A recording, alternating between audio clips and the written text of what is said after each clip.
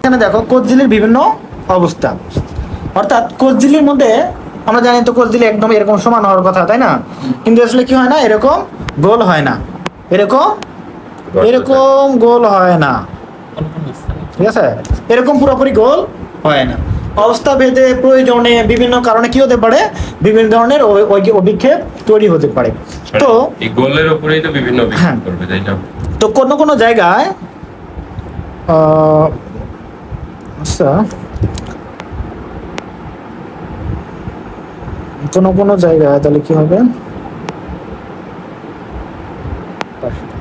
তো কোনো কোনো জায়গায় হয় এরকম যে এই যে আমাদের প্লাজমা ঝিল্লিটা আছে না, যেটা এইরকম অভিক্ষেপণের সৃষ্টি হয়, এটা এরকম আঙ্গুলের মধ্যে কি হবে, অভিক্ষেপণের সৃষ্টি হয়, বুঝছো? তো এরকম বিভিন্ন জায়গায় তৈরি হতে পারে। তো এটাকে আমরা কি বলি বলো তো, মাইক্রো ভিলাই, ভিলাইয়ের মধ্যে। এইগুলা কি করে, এইগুলা বিভিন্ন ধরনের বিভিন্ন কোষে থাকার মাধ্যমে এদের শোষণের কাজ করে, আয়তন বাড়ে, মানে শোষণ তলের আয়তন বাড়ে। যেমন আমরা কি করি, ক্ষুদ্রান্তে বৃহদান্তের মধ্যে এগুলো পাওয়া যায়, অর্থাৎ এগুলো ক্ষুদ্রান্তে শোষণ তল বাড়ায়, ঠিক আছে? হ্যাঁ, ম্যাক্রোভিলাই মাইক্রোভিলাই এরকম থাকে। এগুলো কি করে, শোষণ তলটা বাড়ায় দেয়, বা এগুলা এই কোষটাকে বাইরের বিভিন্ন সাবস্টেন্স শোষণ করার জন্য কি করে, তারা শোষণ এরিয়াটা বাড়ায় দেয়।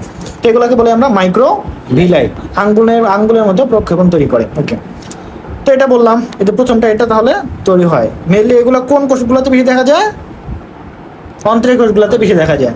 ওকে, তো এখন পরটা কি বলতো, ডেজমোসোম। ডেজমোসোম যেটা বললা তোমরা, কথা বলছো ঠিক আছে, কথা বলছো ঠিক আছে। টোনো ফাইবিল একটা কি, এটা কি একটা তন্ত্রময় একটা ফিলামেন্ট আছে। এগুলা মেনলি দেখা যায় দুইটা কি বলতো কোষ ঝিল্লির মাঝে।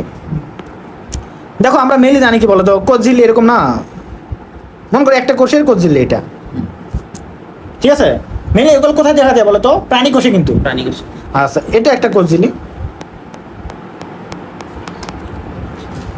আর একটা কোষ ঝিল্লি মনে করে এদিকে তো যাবে না। মনে করো আমি ছোট একটা নিচে এই জন্য সরল দেখাচ্ছি আর কি, বড়টা নিতে এরকম মানে গোল দেখাতে হতো, এদিকে যাইতো, এদিকে যাইতো, তাই না? তো এটা একটা, এই পাশে একটা কি আছে, কোষ ঝিল্লি আছে। তাদের মধ্যে তারা যুক্ত থাকে, তাই না? তার মেনলি কি থাকে, একটা কোষ আরেকটা কোষের সাথে কি থাকে, যুক্ত থাকে, তাই না? তো সেক্ষেত্রে আমরা তাহলে এটা দেখতে পারি যে আমরা ধরলাম এই যে এটা এসে আছে লাগানো একদম,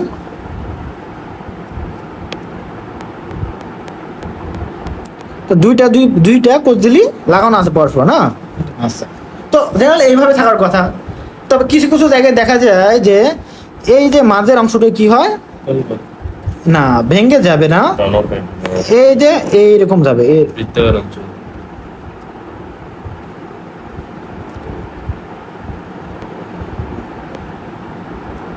মাঝে একটা গ্যাপের সৃষ্টি হবে, এবং এই গ্যাপের মধ্যে কি হবে, টোনোফাইবিল নামক এরকম কি হবে বলো তো, ফিলামেন্ট তৈরি হবে, এই যে এরকম থাকবে।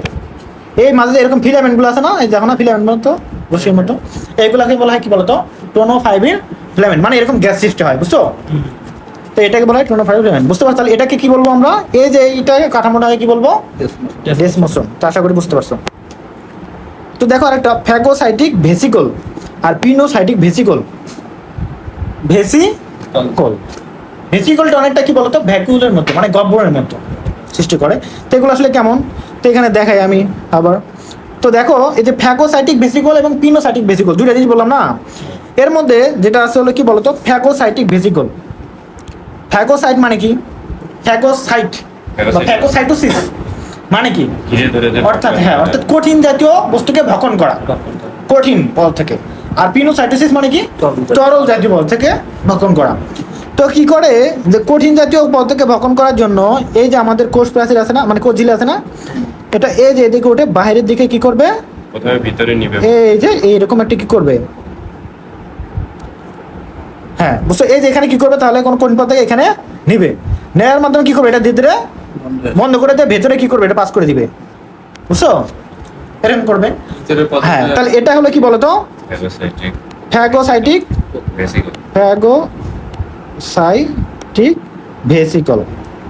মানে যেটা আরেকটা দেখো, কিছু কিছু যেটা তরল পদার্থ নিবে, সেটা কি করে, এটা আমাদের মেনলি এরকম হয়, ঠিক আছে? তো এখানে তরল পদার্থ আসবে, তো এখানে কি করবে, এটা আবার এটা বন্ধ করে দিবে, দিয়ে কি করবে, এখানে একটা ভেসিকল পাঠিয়ে দিবে, ওটা তরল ভেতরে ঢুকবে। বুঝতে পারছো?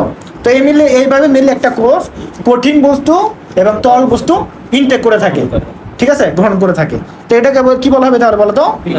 পিনোসাইটিক ভেসিকল। বুঝতে পারছো? ক্লিয়ার? আরো কিছু আছে? আচ্ছা ঠিক আছে, তেমন সমস্যা আছে? বুঝতে পারছো? ভাই এটা একটু